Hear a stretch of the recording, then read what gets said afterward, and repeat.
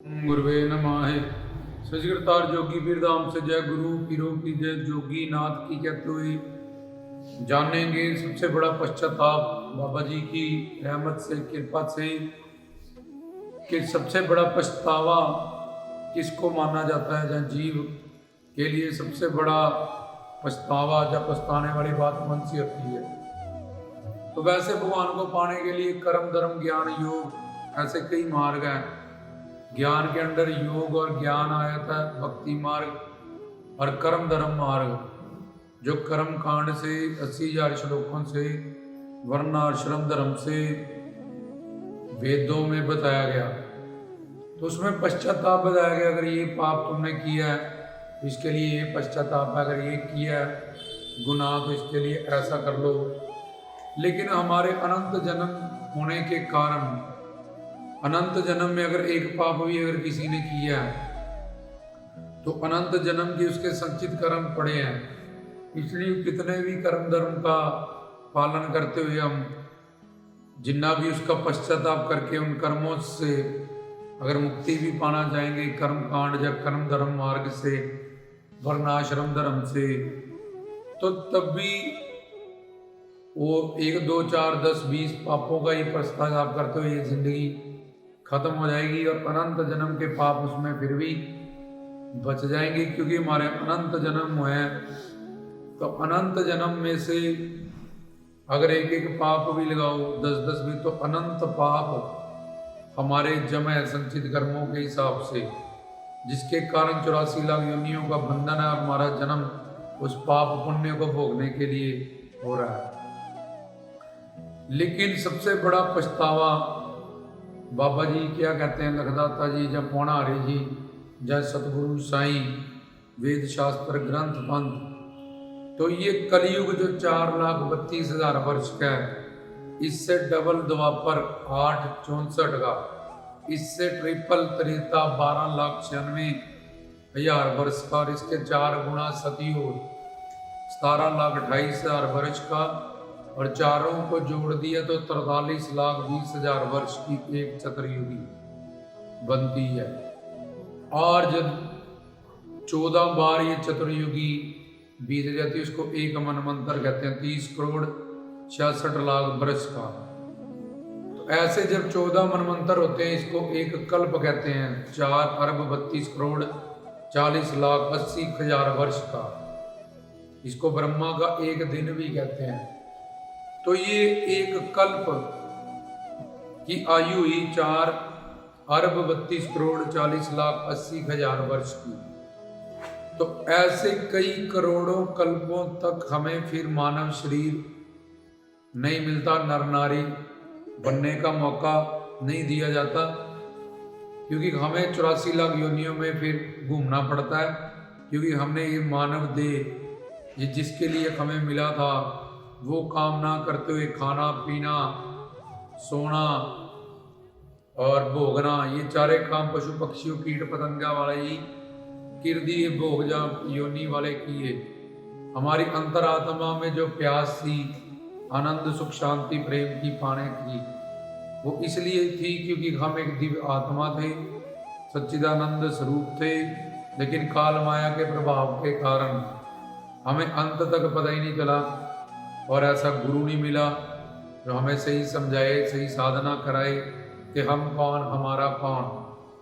तो हमारा ये मानव चोला ऐसे ही व्यर्थ चला गया।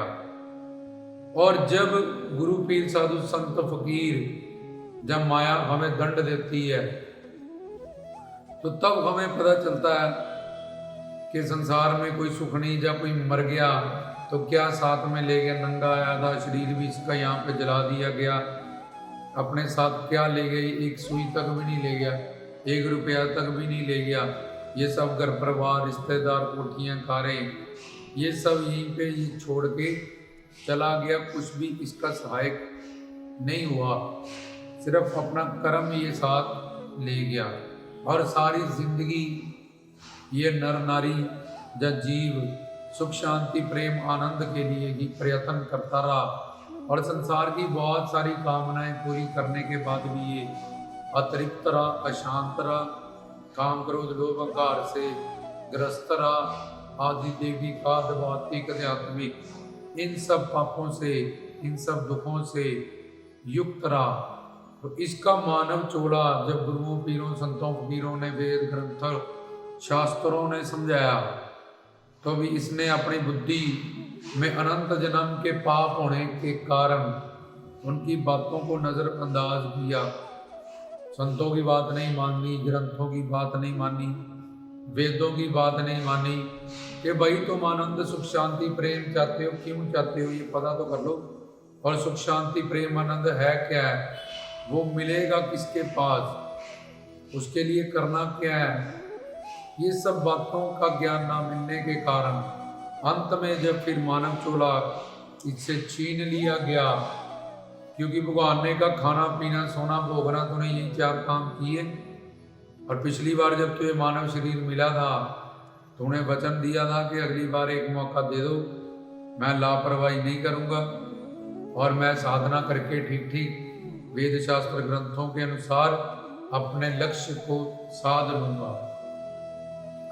लेकिन जब फिर इसको मानव शरीर मिला तो इसने फिर वही वाली गलती की कि वेद में लिखा उठ जाग जीव और गुरु के पास जा। ऐसे गुरु के पास जा जो श्रोत्रियम सब वेद शास्त्रों ग्रंथों का ज्ञाता हो और तुझे भी ज्ञान कराए, और ब्रह्मनिष्ठ अब भगवत प्राप्ति किया गया महापुरुष हो जो प्रैक्टिकली तो जब साधना करे और अपने तन मन धन को शुद्ध बना के फिर दिव्य खजाना पाने जाए, दिव्य दृष्टि दिव्य आंख दिव्य, तो उस समय अगर वो प्रैक्टिकली भगवत प्राप्ति कर सकता है, उसके बाद भगवान वाला सच्चिदानंद सत्य नित्य जीवन परिपूर्ण ज्ञान और ऐसा आनंद प्रेम है, तो वही तेरा सहायक होगा। वो प्रैक्टिकली अगर तो वो किसी ऐसे संत से जो पूर्ण था उनकी शरणागति करके संत हो चुका है, तब भी वो इस मार्ग से निकल के गया है, साधना करके गया है, तो उसको पता है कि तेरे को भी कैसे निकालना है और क्या क्या प्रॉब्लम्स उसके रास्ते में आई थी जो अब तुम्हारे रास्ते में भी आ रही हैं। तो वो तुम्हें गाइड करेगा, वहाँ तुम्हें समझाएगा, तुम्हारे अंदर की अज्ञान को निकालेगा, जो कि खुद को शरीर जानने के कारण हम संसार में ही व्यक्ति वस्तुओं में ही ये मिल जाए वो मिल जाए वो मिल जाए ऐसी कामनाएं आगे से आगे बनाते हुए सोचते हैं मैं नहीं दुखी, मैं दुखी हूँ, वो सुखी है, मेरी बीवी नहीं अच्छी उसकी अच्छी है, मेरा पति नहीं अच्छा उसका अच्छा है, मेरे रिश्तेदार नहीं अच्छे उसके रिश्तेदार अच्छे होंगे, जब वो उसके पास पैसा वो बहुत सुखी होगा। तो ऐसे भ्रम के कारण, जब अज्ञानता विवेक के कारण हम सारी जिंदगी संसार की कामना और इस शरीर को इंद्रियों को ही सुख देने के के लिए प्रयत्नशील रहते हैं और प्रतिक्षण कर्म कर रहे हैं। लेकिन आत्मा का जो आनंद है उसकी परवाह ना करते हुए आत्मा के कारण ही शरीर जिंदा है। आत्मा के बिना ये शरीर जड़ है, मुर्दा है। इसलिए आत्मा सच्चिदानंद स्वरूप है, वो अपने हरि गुरु भगवान का सच्चिदानंद आनंद परम सुकून परम शांति की प्यास उसके अंदर है। और अज्ञानता अविवेक के कारण इस जीव ने खुद को शरीर जाना और शरीर के व्यक्ति वस्तुओं में रज तम सत गुण के व्यक्ति वस्तुओं में आसक्त हो गया। जहाँ ये 5 कामनाएं देखने की, सुनने की, फिर स्मेल करने की, सुगंध की, चखने की, स्पर्श करने की, ये 5 तरह की कामनाओं को पूरी करने के लिए ही अपना जीवन को इसने बर्बाद कर दिया। और शुरू में बताया कि कैसे कलयुग 4,32,000 वर्ष का और इससे बड़ा द्वापर 8,64 त्रेता 12,96 और सतयुग 17,28,000 वर्ष का। चारों युगों को मिला दो एक चतुर्युगी 43,20,000 वर्ष का। और जब ये 70 बार चतुर्युगी बीत जाती है तो इसको एक मनमंत्र कहते हैं 30,66,00,000 वर्ष का।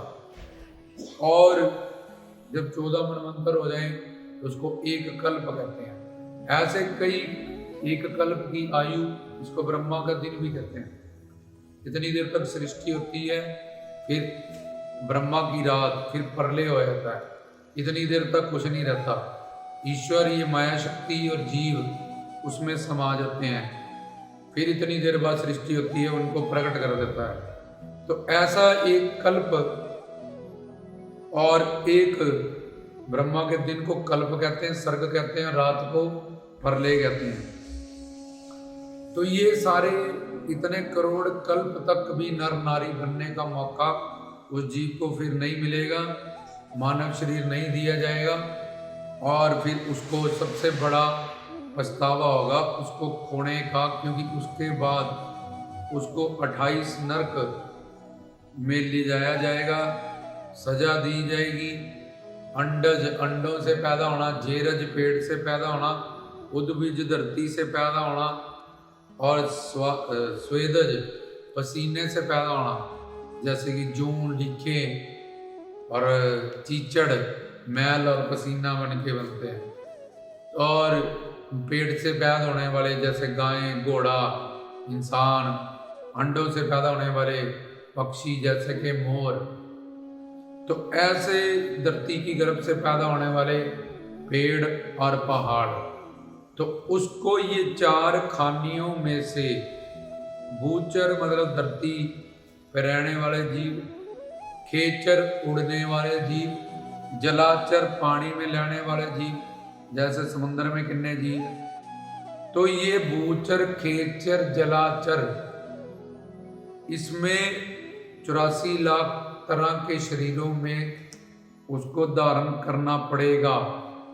फिर वो शरीर और अंडज, ज्वेरज, उद्भज, स्वेदज, ये 4 खानियों के 4 प्रकार से पैदा होने वाले 3 तरह के भूचर, खेचर, जलाचर और जड़ चेतन जैसे पेड़, पहाड़, ये जड़ है, और ये पशु पक्षी ये चेतन है, एक जगह से दूसरी जगह जा सकते हैं। इसको जंगम और सखावर भी कहते हैं। तो जिसने अपना ये मौका खो दिया, ये जन्म भगवत प्राप्ति, दुख निवृत्ति करने के लिए हरि गुरु मान की प्राप्ति करके अपने लक्ष्य को साधने के लिए, अपनी सच्चिदानंद स्वरूप को जान के अपने परम पिता शिव पिता परमात्मा हरि गुरु मान के लोक में जाने के लिए मिला है, जिसमें 3 ताप, 3 शरीर, 3 कर्म, 3 दोष, 5 ऋण, 5 विकार, 5 कोश, 4 दोष, 5 ऋण, ये सारी बीमारियां जो लग रखी है माया के अधीन, इस जीव को अज्ञानता, अविवेक के कारण, इससे छुटकारा पाने के लिए ये हीरा जन्म, अनमोल जन्म इसको दिया गया।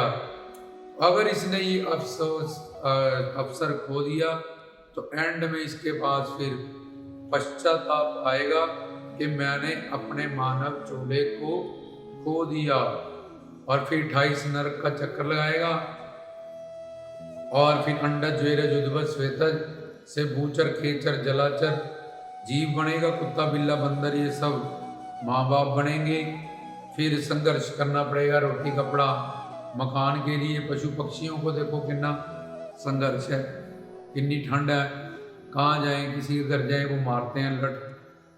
और बड़े बड़े घोड़ों को लोग पकड़ लेते हैं, फिर उस पर वजन डालते हैं, ये सरिया खींचो, ये लेके जाओ सामान उधर से उधर। पहले बेचारा जोनियों में है, ऊपर से उस पर इतना मार रहे हैं, उतना वजन डाला हुआ है। पक्षी है, उड़ेगा सारा दिन, कहाँ खाना मिलेगा नहीं मिलेगा कुछ पता नहीं है, शाम तक घूमने के बाद भी। तो पशु पक्षियों के जीवन में एक मच्छर है बेचारा, खून का प्यासा है, हम उसको मार देते हैं और वो उसकी खुराक है। तो ऐसे पशु पक्षियों के जीवन में संघर्ष ही संघर्ष है। रोटी, कपड़ा, मकान पाने के लिए चोट लग जाए बता नहीं सकते, डॉक्टर के पास नहीं जा सकते, मुंह से बोल के कह नहीं सकते, ये और दुख। फिर माँ के पेट में उल्टा 9 महीना लटकना, ये और दुख, बोल नहीं सकता, वहाँ कीड़े खाते हैं अंदर। और गर्भाशय में गंदी जगह पे उल्टा करके लटका होता है, ऐसे तुम उल्टा लटक के देख सकते हो, क्या हाल तुम्हें 2 मिनट में तुम्हारा हो जाएगा। ऐसे तुम लटकी हो 9 महीने और वहाँ तौबा की है तुमने सब संसारियों ने कि अगली बार ऐसा नहीं करेंगे, एक बार बाहर निकाल दे प्रभु। तेरी भक्ति करके हरि गुरु भगवान की अपना मानव चोले को हीरा जन्म जिसको देवी देवता पाने को तरसते हैं, संत महात्मा लोग इसमें लोगों का कल्याण करते हैं और भगवान नरलीला करते हैं राम कृष्ण। ऐसा मानव शरीर मुझे मिला है। इसलिए जो बंदे गुरुओं पीरों संतों फकीरों की बात को नहीं मानते हैं, जब नजरअंदाज करते हैं, जब भले कुछ नहीं है, भक्ति भक्ति और पाप पुण्य स्वर्ग नरक ये सब, फिर उनको एंड में उनके पास सिर्फ पछतावा, सबसे बड़ा पछतावा उनके लिए रह जाता है। फिर उसका पश्चाताप नहीं हो सकता, उसको 84 लाख योनियों में ही घूमना पड़ेगा। तब संतों महात्माओं ग्रंथों के आगे जब उसको समझाया जाता है तो अपनी बुद्धि में अहंकार, अनंत जन्म के पाप होने के कारण उस अहंकार, किसी को रूप का अहंकार है, किसी को जवानी का अहंकार है, किसी को अपने घर परिवार का अहंकार है क्या उसके पास? ना गणेश की तरह उसकी प्रतिष्ठा है, ना इंद्र की तरह उसके पास ऐश्वर्य है, ना सरस्वती की तरह उसके पास बुद्धि है, ना कामदेव की तरह उसके पास रूप है। तो फिर भी इस बुद्धि के पापों के कारण वो इस अहंकार से कि मैं संसार से सुख पा के रहूंगा, यहाँ तो नहीं तो वहाँ कोई ना कोई कामना की पूर्ति करके मेरे को सुख शांति प्रेम आनंद मिल जाएगा।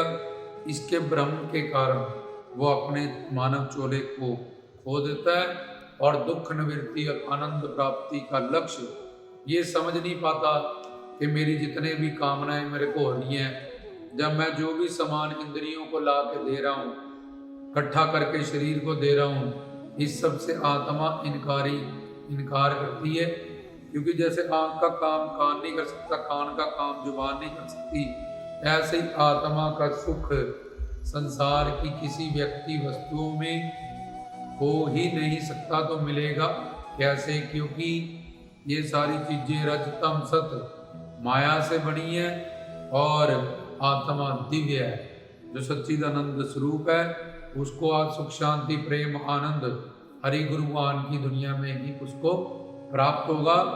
तो कुछ लोग ऐसे समझ लेते हैं, अभ्यास करते हैं, साधना करते हैं, धीरे धीरे 1 जन्म 2 जन्म, जब उसी जन्म में शरणागति करके हरि गुरु भगवान की अपने लक्ष्य को साध के अनंत मात्रा का नित्य जीवन 84 लाख से निकलना, जन्म मरण से निकलना और परिपूर्ण ज्ञान और परिपूर्ण आनंद प्रेम और ईश्वर, तो उसका नाम ही है सब ऐश्वर्यों से जो परिपूर्ण है, तो वो अपने मानव चोले के लक्ष्य को पूरा कर लेते हैं। बाकियों को बताया गया पीछे की कितनी देर बाद फिर भटकना पड़ेगा करोड़ों कल्प तक, और इतना असीम मात्रा का जीते जी भी अंत तक दुखी उसने पाया, और मरने के बाद भी फिर असीम मात्रा का दुख उसको भोगना पड़ेगा। और उसके हाथ फिर सबसे बड़ा पछतावा आएगा, उसके अलावा कुछ नहीं। फिर करोड़ जन्म करोड़ कल्प के बाद जब फिर भगवान मानव चोला देंगे तो फिर उसकी बुद्धि संचित कर्मों के पापों से युक्त होने के कारण फिर गुरुओं पीरों संतों उपदेशों उनके उपदेश के आगे अकड़ जाएगी और उससे इनकार करेगी। तो फिर मरने के बाद वो पछताएगा कि हाय मुझे 1 साल 2 साल ही मानव चोला और दे दो, 6 महीने दे दो, 1 घड़ी दे दो, कम से कम मैं सिमरन कर लूँ, कम से कम मैं सेवा कर लूँ। 1 साल की भगवान अवधि दे दो, 2 साल की दे दो, 10 साल की दे दो, ताकि अब मैं सिर्फ मानव चोले में सेवा सिमरन भक्ति अपने विवेक ज्ञान को बढ़ाऊं, अपने जीवन को सफल करूं। और जब पेपर खत्म हो गया 3 घंटे का, अब बाद में शीट पे कुछ नहीं लिख सकते। तो फिर जब उसको इतना दंड देके फिर मानव चोला दिया जाएगा तो फिर बुद्धि के अहंकार के कारण वो अकड़ जाएगा और इसी लापरवाहियों के कारण अनंत जन्म उसके बर्बाद होते हैं, होते थे और होते ही रहेंगे जब तक उसको सही गुरु, पूर्ण गुरु, सही ज्ञान, सही साधना, सही मैं कौन मेरा कौन का ज्ञान, सुख शांति प्रेम आनंद क्या है, मोक्ष क्या है, मुक्ति क्या है, भक्ति क्या है, प्रेम क्या है, ये संसार क्यों बना है, मरने हम कहाँ से आए हैं, मर के कहाँ जाते हैं, इस मानव चोले का उद्देश्य क्या है, जब तक ये बातें नहीं पता चल जाएगी तब तक बेचारा दुखी, यहाँ भी दुखी रहेगा और मरने के बाद तो और कष्ट, दुख और पश्चाताप उसको होगा। तो ये समझाया गया सबसे बड़ा पछतावा रामदास की तरफ से। जय गुरुओं पीरों की, जोगी नाथों की, सदगुरु सबकी रक्षा करे, सबका कल्याण करे। सजदा।